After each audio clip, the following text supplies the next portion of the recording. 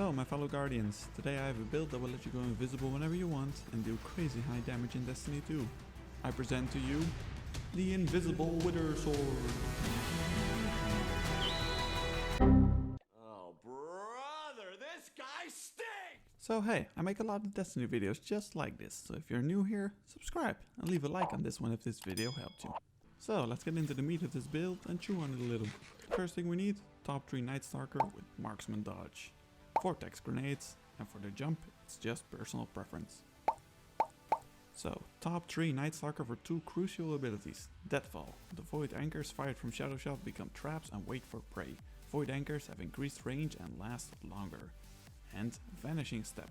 Dodging makes you vanish from sight for a short time. Then for your weapons, in the first slot we want the Blighting Lion, aka WitherHorde, preferred with the Catalyst for that auto-loading holster and max handling. Then in the second slot I run a bow for those easy range shots, but you can run your personal preference here. Then in the heavy slot you want to run Dark Drinker 2.0, aka Fallen Guillotine, preferred with the perks Whirlwind Blade. And the one from the season pack, rank 30, already has Whirlwind Blades, so that one works just fine for this build. So now that we have weapons out of the way, we move to artifacts. There are 3 mods here that we want to unlock for the artifact. One of them is at the very end, so you do need to have at least 11 unlocks available. First one, you want Enhanced Sword Scavenger for your leg armor, costing only 1 energy. Swords get larger bonus reserves when you pick up ammo. Second mod we want is Overload Grenades for your chest armor, and that will cost you 2 energy. Void Grenades cause Overload Disruption, delaying ability energy regeneration and lowering combatants' damage output, strong against Overload champions. And this also seems to work on bosses to keep them from stomping you away. Third and final mod needed for this build is Oppressive Darkness for your class item at the cost of 6 energy. Yes, this is a returning mod from previous seasons and it's still as good as it was back then. Causing damage with a Void Grenade adds a weaken effect to combatants, and the debuff is 30%, just like our tether is. Then for the armor I will try to keep it short and sweet. Main thing we want is 100 mobility and as much recovery as we can get. And the main exotic of this build, the 6 Coyote chest piece. This exotic does one very simple thing, it gives you another dodge. And that's why we want 100 mobility, because then the cooldown is only 9 seconds to get your dodge back. So that, with the invisibility, will mean we almost have another dodge by the time we used 1. And because we have Marksman Dodge, we can reload any gun instantly while going invisible. So, because I run a WitherHorde and a Guillotine, I have on my helmet, Grenade Launcher Ammo Finder and Taking Charge. Then, on my gauntlets, I run the Loosened Blade mod together with a Bow Reloader, so I can activate the second perk of Loosened Blade, Replenishing Guard. Then on my chest piece I run the Overload mod from the artifact and Grenade Launcher reserves. Then on my boots I'm running Enhanced Sword Scavenger, Traction because I use controller, and Taken Barrier for when I'm in the dungeon. And then last but certainly not least, on my cloak I'm running Distribution, reduces all ability cooldowns when using your class ability near enemies. So this makes my dodge come back even faster. And then the last mod I run is Oppressive Darkness, so if I don't have my tether, I can still debuff enemies with my grenade.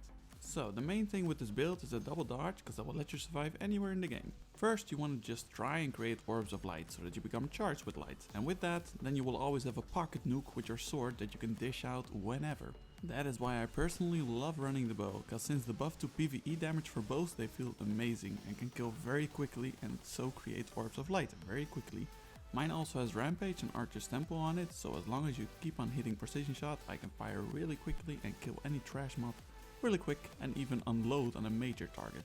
But most of the time, first I shoot my WitherHorde, then dodge to instantly reload it and shoot another shot. And because I have the Catalyst on it, it will create orbs of light on double kills, which is pretty easy to do with the WitherHorde. And that's also why I feel like the WitherHorde is better than Anarchy in this aspect, since Anarchy can't even create orbs of light. But of course you don't need the Catalyst, because we can create orbs of light easy enough with the bow or another energy weapon that is masterworked. I also use this build in Strikes in the Crucible just to get the Catalyst in the first place, because with the Marksman Dodge it's pretty easy to spam this thing everywhere, because the base reload on this thing is slower than cleaning the Statue of Liberty with your tongue. So how to use all this together for when you have that higher health target like a boss or an ultra? At that point you want to make sure you are charged with light times 2, so that you can activate Loosened Blade 2 times for a full 10 seconds of increased damage for your sword. Okay, so first shoot your Wither Horde on your target, then shoot one on the floor underneath him. Then you want to either use your grenade or super on the target. Unfortunately they don't stack, so only use one of them. If you are with a fire team and you are DPSing a boss, I would suggest using your tether for this because it lasts longer. But if it's just a champion or something like this, then a grenade to debuff them will do just fine. Then make sure you have your sword out and ready to slice and dice, because the first thing you want to do is one heavy attack. Then light attacks until you have Whirlwind Blade times 5 for maximum damage. Then keep an eye out for your heavy attack charge bar, because every time it's filled up you want to use it. So it will look a little like this. Heavy attack. Light attacks until 5 times Whirlwind Blade. Heavy attack. Light attacks until heavy attack is available again.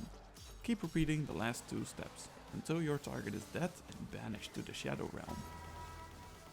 But sometimes the target is just too far away to hit with the Wither Horde or the sword. So that is why I love the bow in this build. Normally I'm a scout rifle guy, but the only good one we have is the Night Watch, and that happens to be a kinetic.